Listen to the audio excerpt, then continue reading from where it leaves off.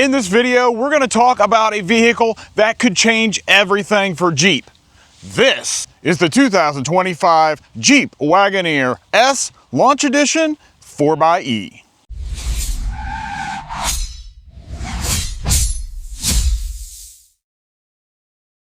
Jeep is well known for making rugged off-roaders and super strong engines. But this is something completely different. It's an all-electric, sleek, but super fast SUV. And I'm talking 600 horsepower and 0 to 60 in 3.4 seconds. That's faster than a Model Y. Now, the question is, can this new electric Jeep be a luxury contender, or was it rushed to market just to compete? Well, let's find out. Don't forget, at the end of this video, we'll give it our OSR vehicle rating and best trim value. But first, let's take a look at the exterior. Now, this is a Wagoneer, but it's not your traditional boxy Wagoneer. It's not even as big as its gas counterpart. This is more the size of the Grand Cherokee, if anything. Now, you can see that it's got this smooth aerodynamic look to it, which actually makes it super efficient. It actually has a 0.29 drag coefficient, which is the lowest of any Jeep ever made. Now, you can see here that the roof slopes down here in the back, down to this awesome spoiler, which, you know, it's there. It kind of helps direct the air down in between the spoiler and the back window. Therefore, you don't have a wiper back here because that air should push everything right off of that window. But the most famous part of a Jeep is the 7-slot grille. Now, because we don't need it to cool anything off, they had to redesign it a little bit. So now you have this electric version of the 7-slot grille. Now, this is a light bar, runs all the way across here, and at night, each one of these has an individual light all the way across there showing the 7-slot grille. Now, you won't find any chrome on this launch edition. You have tons of black accents, and then you have a small little titanium piece going across here and up around the windows. And you get these 20-inch aero black wheels. You can see that it actually helps to push the air out and around the vehicle, helping with its efficiency. Now let's take a look at the inside because it's quite impressive in here. So on the door panel here, you just have pretty much all black. Now you do have some red stitching right in through here, but you can see you got this McIntosh stereo system, or McIntosh, like McDonald's, McIntosh. I don't know, it's the first time I've ever had a vehicle that's had this stereo system in it, but it does sound amazing. It's 19 speakers and 1200 watts of power. Now you can see right here is your release button for the door. That's how you're gonna get out. It's kind of like a little take from Lexus, because they've been doing that for the last several years. You got all your window and mirror controls right there, and then you have two different settings for memory. Now you look at these seats, and you do have powered seats with lumbar, with a thigh extension right there, and then you also get massaging in these seats. So they are really comfortable. I was pleasantly surprised with these seats. And the massaging actually feels like a shiatsu massage in those chairs. It's not just air bladders going in and out. All right, now one thing we're going to talk about in here is 45 inches of total screen space. So let's hop in. All right, as we go across here, you do have softer, well, it's kind of hard leather up here. You know, but it looks nice. And then you've got a plastic going across here. Just kind of cleans everything up. You have this big space right here, but if you see, you can kind of see that there's a little screen there. So let's turn that on. Now the screen is on, and you can see the passenger has their own screen. So they got a 10-inch screen right there. As we come across here, you do have speakers for the stereo system up there. And then we come down, you have another 12-inch screen right here. You have a 12-inch screen for your driver's display. You also have a heads-up display right out there, which is really nice. And let's talk about the last screen. So you can see right here, you do have your climate control kind of running across the bottom here. But if we push this right here, boom, there is a whole nother screen right there. So you have another 10-inch screen here. So that's a total of, I believe, over 45 inches of total screen space. That is crazy. Do you need it? No, not necessarily, but it is kind of cool to have all those screens, and the passenger has a screen. Now these are made so the driver cannot see anything in the passenger screen. So they could be watching a movie or whatever over there, but the driver cannot see that. That's pretty cool. Now we'll go ahead and go to this driver's display first. I actually like it. It's got a lot of information in here. It's fairly simple. You do have a few different things that you can choose from. So you have different gauges that you can choose. So there you kind of got a calm screen, and then you have your navigation, and then you go back to your main screen, which actually has kind of like a power bands going around it, or you could have a clean nothing on there.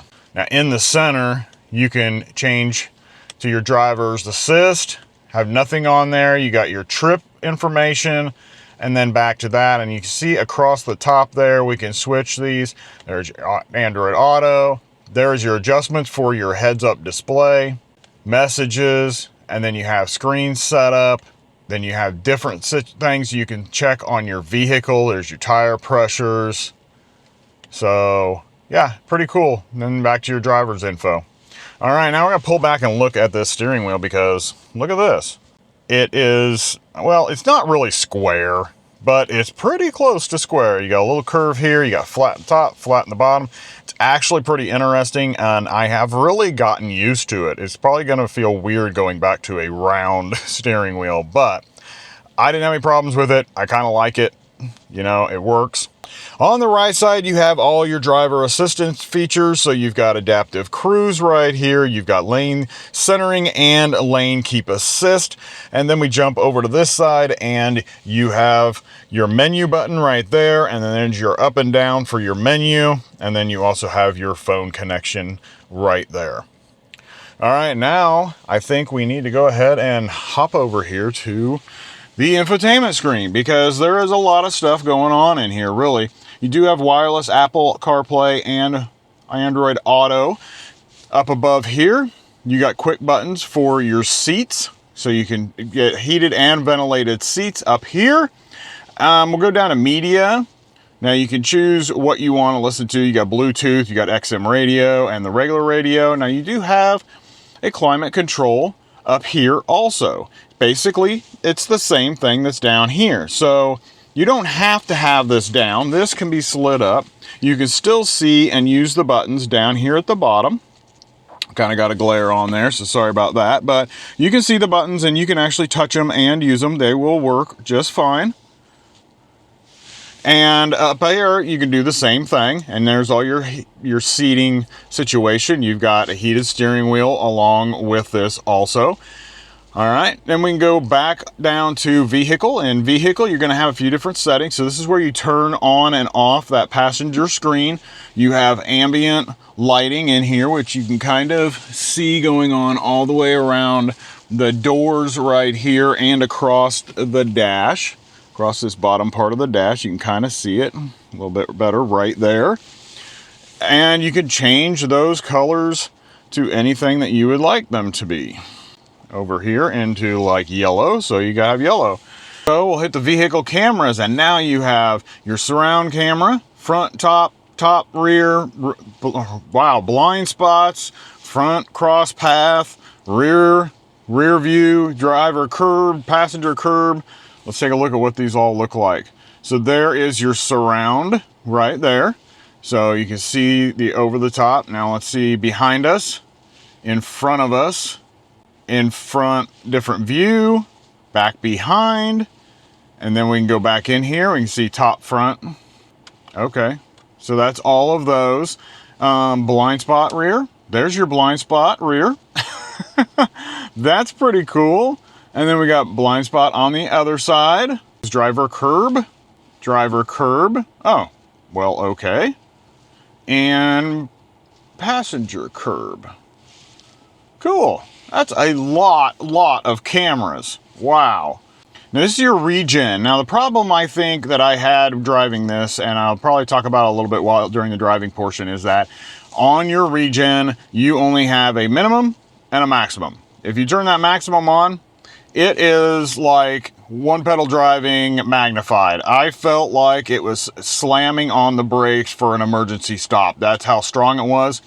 On minimum, it feels like when you let off the gas on a ice car. It just slowly starts to slow down, gives you very little regen, and then you hit the brakes and then it kind of gives you more regen. It's pretty crazy, you know, so there's no like in between, and I think that is a big miss right there. They need to have something in between. And then you can turn on or off the creep. So when you turn the creep off, you basically are one pedal driving on when you have the max set up. So in here you can, a few different things. You got power flow, you've got your driving history, schedules, your AC charging, maximum battery level.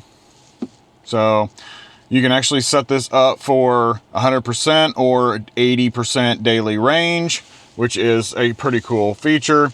You got your controls, which we were looking at earlier. Your settings is going to be where you have all of your entertainment screens, your electric drive. It's got all of your information right here, and that you would need to go through and change. You've got safe distance driving, that type of stuff, all your driver assist features right there. All right, now down below, like we talked about, we do have this screen under here, but you do have a cubby hole under here that kind of, maybe you could stick some stuff down in here and kind of hide it away with that screen down there. You do have two USB-Cs right there and the HDMI, so you can watch a movie on that passenger screen. Now when you pan back, here is your power button right here. This is your gear selector. It's just a dial, which is perfectly fine. And back here, here are your drive modes. You have auto, sport, eco, snow, and sand. It's a good mix of stuff, especially here in the Midwest. You have two cup holders right here. Here is your auto hold and your hill descent control. You've got a wireless phone charger right here. Now, when we lift this up, you can see this has like rubber grippies right here. And that grabs a hold of your phone and like holds it in place, which is really nice. And then you just have this small little cubby hole back here. It's not very big. Just have a few items down in there, and that just about fills it up. So that's not, it's okay. And then you got your armrest. It actually feels pretty good. It's a little hard, but it's like a harder foam underneath there, so it's going to last a long time. This one does have the panoramic moon roof that is pretty awesome. And I don't usually open moon roofs and stuff like that, but you know, if you are one that likes to open that stuff, you can open it. Well, that's pretty much everything up front. Now we're gonna go hop into the back and see how much space there is for the passengers. I'm 6 foot tall, shouldn't be a problem. All right, door opens nice and wide, almost a 90-degree angle. That is really good. We get inside, driver's seat is in my driving position, and I have 2 or 3 inches before I really even involve the cutout, so that's perfectly fine. Really could probably relax and get comfortable in here. And then up above my head, I still have about 2 inches up there. So yeah, good amount of space in here, and the seats are really comfortable. All right, let's take a look at what else is back here for the passengers. So on the door panel, it's pretty much the same thing. You got a nice pocket down there for your water, window control right there. You've got your button to get out, and you can see that there is a huge amount of space in here. They do have their own climate control back here. which does have heated and ventilated seats here in the second row. Now that is a huge plus. You got a 115 volt plug right there and 2 USB-C plugs. Look on the other side, you have lighting up above, right up there, and then you can see this panoramic roof, and we'll take another look at that front. That is a beautiful looking interior, isn't it? It's an awesome looking dash. And that's it back here, except for you do have an armrest right here with 2 cup holders. Good height, nice and relaxing. Next, let's go check out this cargo space, because if there's this much room up here, does that mean there's not much room back there? All right, here in the back, we do have a power lift gate. You do have 30.6 cubic feet of space in here, which is a good amount, really. It looks like there's a decent amount of space in here. And then it also comes with one of these little cargo covers, one of those, they gotta flip them out and they just kind of lay inside there. Let's see if there's anything up underneath this mat here. All right, let's see what we got going on here. Oh, we do have some extra space, but no tire, and it looks like maybe some stuff for the high voltage battery. Okay. We do have some power back here, so there is a 12 volt plug right there. So that is good to have back here. I don't see anything else. That's it. Now let's take a look at dropping this second row right here. We're gonna push right up on top here and then push them down. Push it button. And then you just shove it forward. Now you have about 64 cubic feet of space. It's a good amount of space if you need to haul camping gear or anything like that. And if you need to sleep back here, you can. We got one more spot for cargo, and it's this button right here, because this has a frunk in it. Look at there, you got 3 cubic feet of space up here. Now it's not a lot, but it's a decent amount, I guess. You could easily keep your charging cables and stuff up here and out of the back. Well done, Jeep. And now before we take this out on the road, let's talk a little bit about the power on this thing, because this thing on paper is an engineering marvel. With a dual motor all-wheel drive setup pushing 600 horsepower and 617 pound-feet of torque, this thing can launch like a rocket. 0 to 60 in 3.4 seconds, which we mentioned earlier. Well, the power is instant, and it's a total smoke show. Power in this thing is amazing. Watch for the smoke.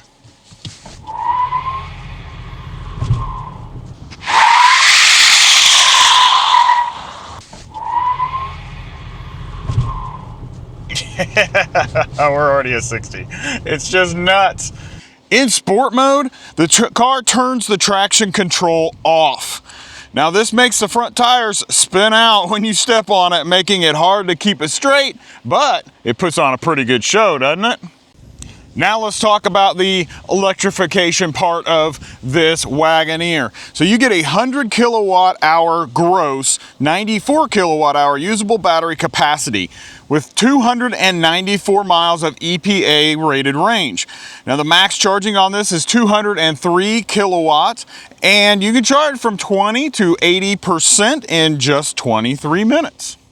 This car just amazes me, especially with the power.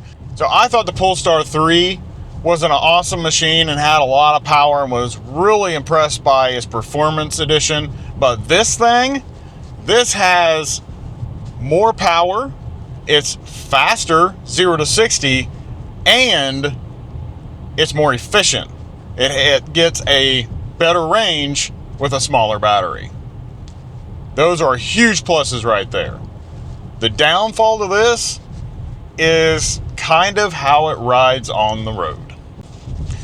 The suspension in here does feel a little stiff. On smooth roads, it's great, but if you're here in the Midwest with our roads that are really bouncy and bumpy, you know, from the harsh winters that we have here, and salt and snow plows and everything tearing up our roads, it really can feel like the suspension is way too stiff. And it's odd because if you take a hard corner in this thing, you feel a lot of body roll. So the other thing I want to talk about is the accelerator is very touchy, especially in sport mode. And if you lightly touch it, it will push you back. If you let off, especially in the max regeneration mode, it will throw you forward. So unless you use your cruise control, if you're trying to drive without using cruise control, especially like in town, you get a whole lot of this and this and this and this. Car sick, anyone? Your passengers are not going to like you very much. Now the brakes do feel a little grabby when you first use them, but the problem is then it seems like it takes forever for you to actually stop, which is pretty crazy. And we already talked about the regen. When it's barely on, you're like coasting and you can barely tell that it's doing anything, slowing you down at all. But as soon as you turn it on max, it feels like you're on emergency stop mode. It's like, we have to stop now. It's pretty crazy. There's a lot of adjustments that need to be made in this before it really takes off as a huge seller. I like it. I could manage to learn to drive this as it is, but there's a lot of people that are not going to like it and are going to be absolutely not going to put up with some of these driving software issues. Now, pricing on the Wagoneer S, you only have two trims, the Limited and the Launch Edition. The Limited starts at $65,200. The Launch Edition starts at $70,795. And this one right here with its options and destination fee comes in at $73,385. Now for the OSR vehicle rating. We score each vehicle based on these 10 categories. And the 2025 Jeep Wagoneer S Launch Edition received an OSR rating of 63. The Jeep Wagoneer S Launch Edition is a vehicle of significant contrast. It excels in its stunning design and brutal acceleration, but it's held back by unrefined driving dynamics, unproven reliability, and high cost of ownership. Now, these flaws prevent it from being a compelling all-around segment leader, positioning it more as a product for early adopters and brand enthusiasts. Next up is the OSR Best Value Trim Choice. We chose the Limited trim.